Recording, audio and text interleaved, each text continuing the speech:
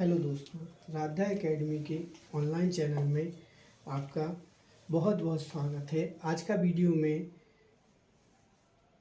आपके लिए IUPAC नाम का लेके आया हूँ।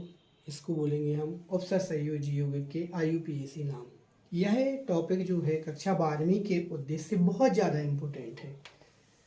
आप देख रहे होंगे कि मैंने बोर्ड पे एक उपसर संयोजी यौगिक लिखा हुआ है। अब इसको हम सॉल्व करेंगे तो मैं इसको नंबरिंग के आधार पर सॉल्व कर रहा हूँ।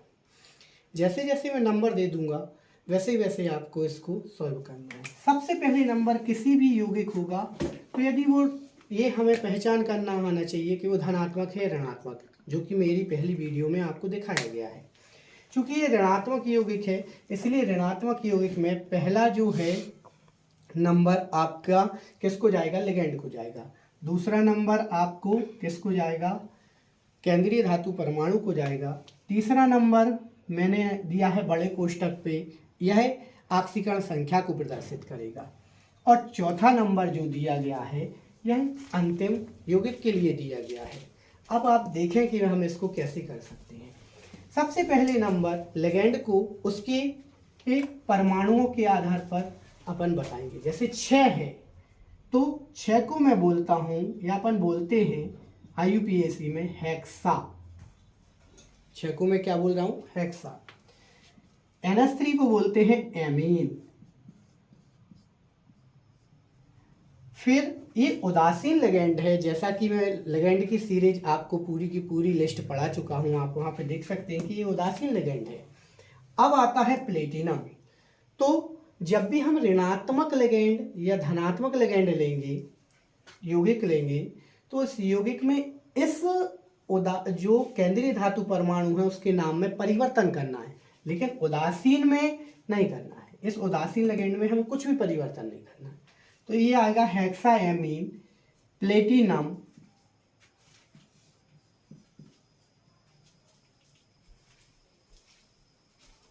अब तीसरा नंबर ऑक्सीकरण संख्या निकालना मैं आपको बता रहा हूं, किसकी निकलेगी, केंद्रीय धातु परमाणु की। X मानेंगे हम प्लेटिनम को। अमोनिया का 0 होता है क्योंकि ये उदासीन है। और कितने अमोनिया है, 6, प्लस -1 होती है क्लोरीन की, 4 क्लोरीन है 0। अब क्लोरीन की ऑक्सीकरण अवस्था -1 क्यों होती है, क्योंकि मैं ऋणात्मक लिगैंड में आपको बता चुका हूं कि F-, Cl-, Br-, I-। F को फ्लोरो बोलते हैं, Cl को क्लोरो बोलते हैं, Br को ब्रोमो बोलते हैं और I को आयोडो बोलते हैं। सब पे -1 चार्ज है। इसके 2 रीजन है। पहला तो ये ऋणात्मक लिगैंड है, दूसरा ये हैलोजन परमाणु है। इनकी आखिरी कक्षा में 1 इलेक्ट्रॉन की बरहमिश कमी होगी। यदि आप इसको देखना चाहते हैं तो मेरा कक्षा 11वीं का बोरबरी के नियम को आप देखें, वहां पर एक क्लियर किया गया है कि कब धनात्मक होता है, कब ऋणात्मक होता है, कितना आवेश आता है, जो वहां पे क्लियर किया गया है। ठीक, अब मैं इसको सॉल्व करूंगा तो x 6 0 0 और 4 एकम 4, तो ये हो गया ऋण के 4 बराबर 0। कोष्टक जैसे खोलूंगा ऋण के 4 तो x बराबर आ गया 4। जो 4 हमें ऑक्सीकरण संख्या आई है उसको हम रोमन में लिखेंगे और लिखने के बाद छोटे कोष्टक में उसको बंद कर देंगे। ध्यान रहे यहाँ पर छोटा कोष्टक जरूर लगाएं, क्योंकि 1 नंबर का क्वेश्चन आना है, आपका आधा नंबर काट लिया जाएगा। अब आया Cl। कितने भी Cl हो बाहर, 4 5 6 3 2 1, आप कुछ नहीं लिखना है, सीधा लिखना है क्लोराइड। यहाँ पे हमें क्लोरो ब्रोमो भी नहीं लिखना है, या हम क्लोरीन है तो क्लोरो लिख देंगे, क्योंकि क्लोरो सिर्फ हमें कहाँ पे लेना है, जब लिगैंड में आएगा। ये बाहर है सिंगल, उसमें तो अपन लिखेंगे क्लोराइड। ये आपको पूरा का पूरा क्लियर हो गया होगा। यदि नहीं भी क्लियर है तो मैं इसके बाद आपको दूसरा यौगिक बताने जा रहा हूँ। जैसा कि ये यौगिक आपको दूसरा मैं दिखाने जा रहा हूँ, इसके बड़े कोष्टक के बाहर आप देख सकते हैं यहाँ पर कोई यौगिक लिखा है। ये यौगिक की दिशा के अनुसार, मतलब जैसा दृष्टिकोण होगा यौगिक का, उस दृष्टिकोण से ये धनात्मक यौगिक है। ठीक, क्योंकि यहाँ पर आया है। अब यहाँ पर आप देखिए कैसे अपन इसका नामकरण करते हैं। धनात्मक में पहला नंबर धनात्मक परमाणु को ही देना है।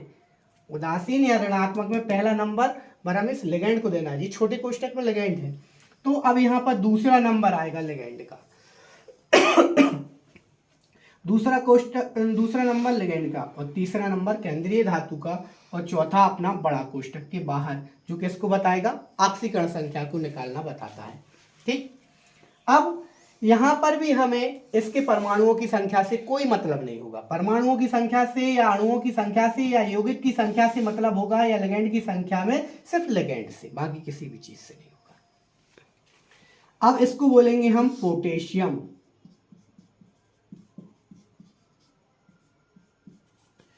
अब दूसरा आया साइनाइड, तो कितने हैं, 6, तो 6 को बोलते हैं हेक्सा।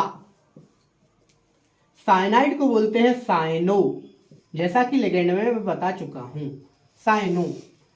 अब यहां पर अपना क्या आएगा, अब ये आयरन है, आयरन का यहां पर क्या हो जाएगा, यहां पर फेरेट हो जाता है। आयरन का क्या चेंज करेंगे हम, फेरेट चेंज करेंगे, फेरेट।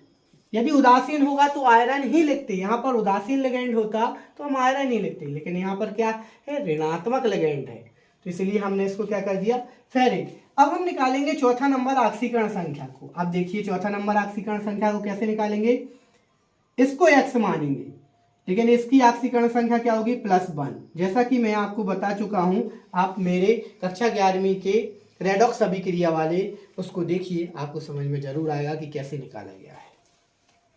3, अब चूंकि आयरन की निकालना है तो उसको हम x मानेंगे। अब उसके बाद साइनाइड का -1 होता है, इंटू 6 = 0, तो 3 इंटू x -6 = 0, तो x - 3 = 0, तो x बराबर 3। वही का वही